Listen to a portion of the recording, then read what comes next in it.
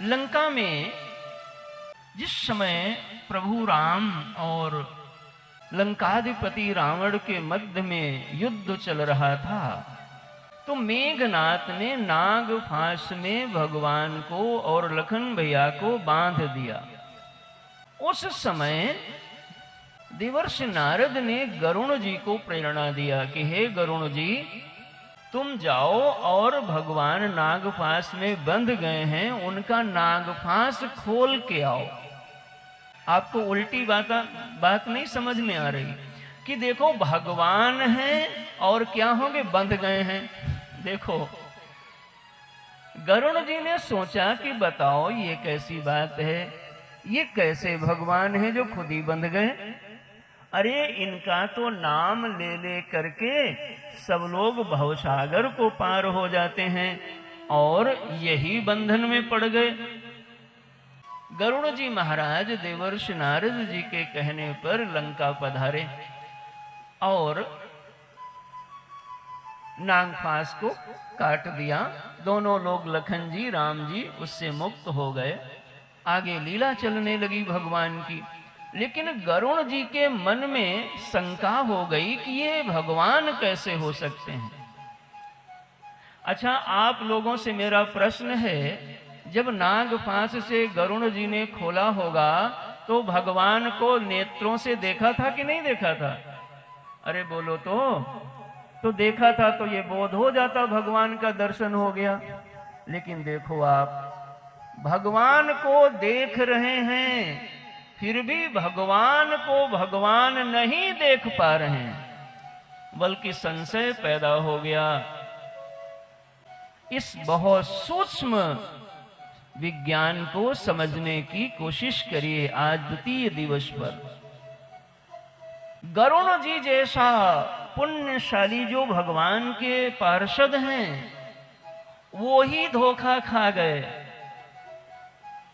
दुनिया का जीव उसकी कौन बात करे भैया। अब गरुड़ जी जब वहां से चले बंधन खोल करके, तो सोचा लाओ जिन्होंने भेजा उन्हीं को पकड़ूं। तो देवर्षि नारद जी को ही पकड़ा और कहा, सुनो बाबा जी, आपने हमें जहां भेजा था वो क्या भगवान है? लो, नारद जी समझ गए कि इनके ऊपर लग रहा है, इनको मोह हो गया, भ्रम हो गया। नारद जी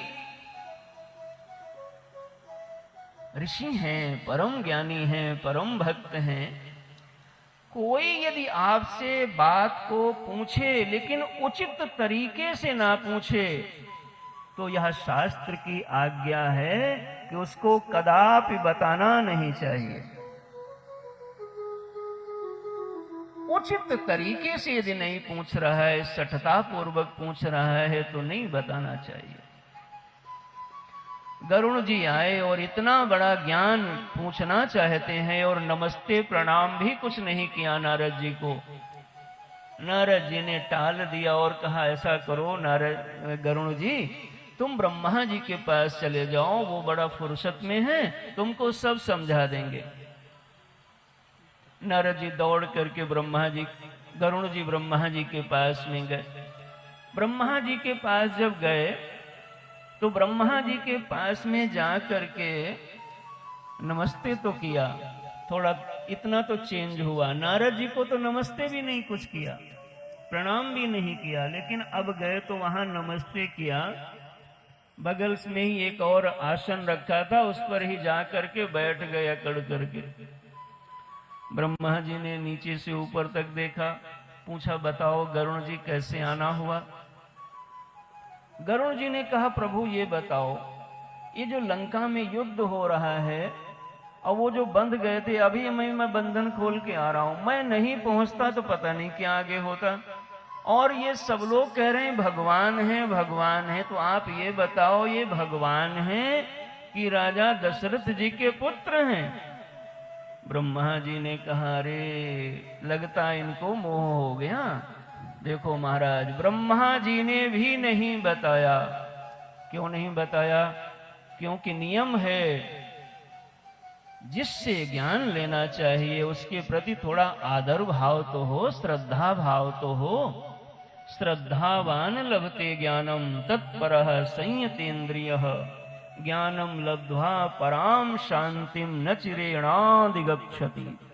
ब्रह्मा जी ने भी नहीं बताया, कहा ऐसा करो गरुण जी, चले जाओ कैलाश, वहां भोलेनाथ भगवान शंकर, उनका काम है कथा सुनाना और बड़ा रुचि से कथा सुनाते हैं, आप वहां जाएं। गरुण जी वहां से कैलाश के लिए गए और भगवान शिव उस समय कुबेर के यहाँ जा रहे थे, मार्ग में मिल गए। अब इन्होंने गलती तो ठीक की, प्रणाम भी किया, ठीक से श्रद्धा से बात भी किया, लेकिन अनुचित स्थान पर पूछा। मार्ग में जा रहे थे भगवान शिव। शंकर भगवान ने कहा, देखो भैया, तुम यहां से चले जाओ नीलगिरी पर्वत पर, वहां पर श्री कागभुषुंडी जी निवास करते हैं और ऐसी दिव्य कथा सुनाते हैं, आपके सारे संशय दूर हो जाएंगे।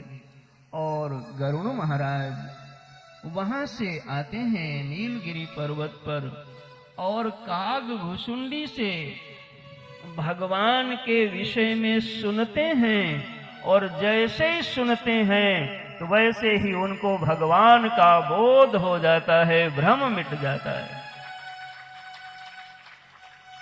देखो, इन नेत्रों से देखा, लेकिन देख करके विश्राम, अरे बाबा बोलो तो, मिला नहीं मिला।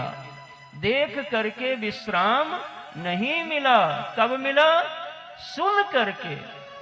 जैसे गरुण जी भगवान को साक्षात देख रहे थे, वो अवतारी भगवान को देख रहे थे, और आप सब अधिष्ठान रूप भगवान को नित्य देख रहे हो, लेकिन भगवान नहीं समझ पाते हो। उनको पापा समझते हो, मम्मी समझते हो, भाई समझते हो।